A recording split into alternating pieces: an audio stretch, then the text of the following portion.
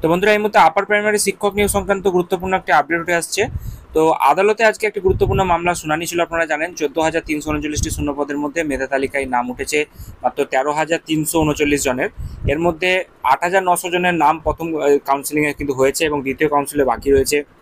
এবং সেক্ষেত্রে সেই নিয়ে তারিখ কবে দেবে না দেবে সেই সংক্রান্ত মামলার আপডেট কি এসেছে আজকে, তো কি জানানো হচ্ছে, মামলার পরবর্তী শুনানির ডেট দেওয়া হয়েছে নাকি, বিস্তারিতভাবে আমরা চলুন জেনে নেব। তার আগে আপনাদের সকল অনুরোধ, ভিডিওটি প্রথম থেকে শেষ পর্যন্ত দেখুন এবং ভালো লাগলে অবশ্যই একটি লাইক করে দিতে ভুলবেন না। তার আগে বলি বন্ধুরা, আপনারা যারা আমাদের চ্যানেলের সাথে যুক্ত আছেন তারা জানেনই এই চ্যানেলের প্রত্যেকটা ভিডিও কিন্তু দরকারি, তাই কেউ এখনও যদি আমাদের চ্যানেলটা সাবস্ক্রাইব করে না থাকেন তাহলে অবশ্যই আমাদের চ্যানেলটা সাবস্ক্রাইব করতে ভুলবেন না এবং পাশে থাকা বেল আইকনটি ক্লিক করে দেবেন যাতে নতুন আপডেট আসলে আপনার ফোনে পৌঁছে দিতে পারে। আমরা এই চ্যানেলে কিন্তু প্রত্যেকদিন নতুন নতুন লেটেস্ট আপডেট নিয়ে আসছি সরকারি এবং চাকরি রিলেটেড, তো তার জন্য অবশ্যই আমাদের চ্যানেলটা সাবস্ক্রাইব করে দেবেন এবং পাশে থাকা বেল আইকনটি ক্লিক করে অল নোটিফিকেশন করে আরও অপেক্ষা বাড়ল উচ্চ প্রাথমিকের শিক্ষক হতে চাওয়া চাকরি প্রার্থীদের। উচ্চ প্রাথমিকের শিক্ষক নিয়োগ মামলায় ফের তারিখ দেওয়া হলো। পরবর্তী শুনানির যে তারিখ সেটা বলা হচ্ছে আগামী 8ই জুলাই।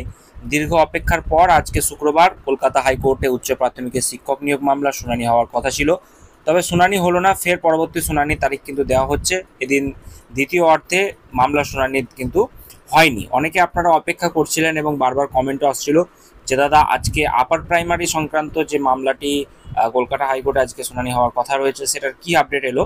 তো আমি আপনাদেরকে জানিয়েছিলাম যে এই মামলার শুনানি কিন্তু আজকে হওয়ার সম্ভাবনা রয়েছে। তো যেটা জানা যাচ্ছে পরবর্তী শুনানির তারিখ কিন্তু দেওয়া হয়েছে 8ই জুলাই। আমাদেরকে আরও কয়েকটা দিন অপেক্ষা করতে হবে।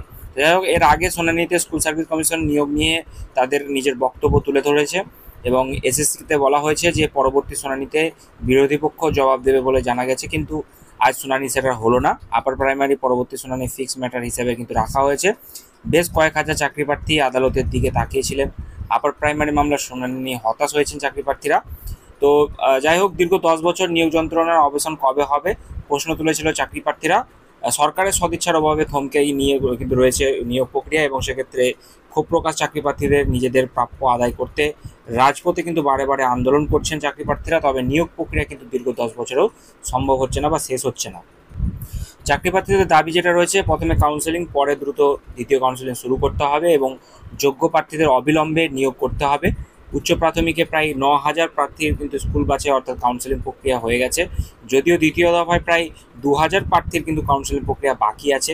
সেই কাউন্সেলিং প্রক্রিয়া কবে করছে নিয়োগ প্রসঙ্গে এক চাকরি প্রার্থী জানাচ্ছেন যে উচ্চ প্রাথমিকের 14,339টি শূন্য পদের মধ্যে মেধা তালিকায় নাম উঠেছে 13,334 জনের।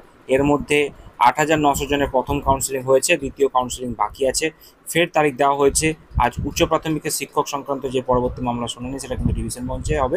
তো যাই হোক, আগামী 8ই জুলাই কি হচ্ছে এই সংক্রান্ত মামলা সেদিকে কিন্তু নজর থাকবে। আবার দ্বিতীয় দফার কাউন্সেলিংয়ের ডেট কবে দিচ্ছে না দিচ্ছে এই নিয়ে কিন্তু একাধিক প্রশ্ন রয়েছে, সেইগুলো এখনও পর্যন্ত ক্লিয়ারিফিকেশন আসেনি। নোটিফিকেশন আকারে সেটা কবে দিচ্ছে না দিচ্ছে সেই আপডেট আমরা কিন্তু আগামী শুনানির পরেই দেখতে পাবো।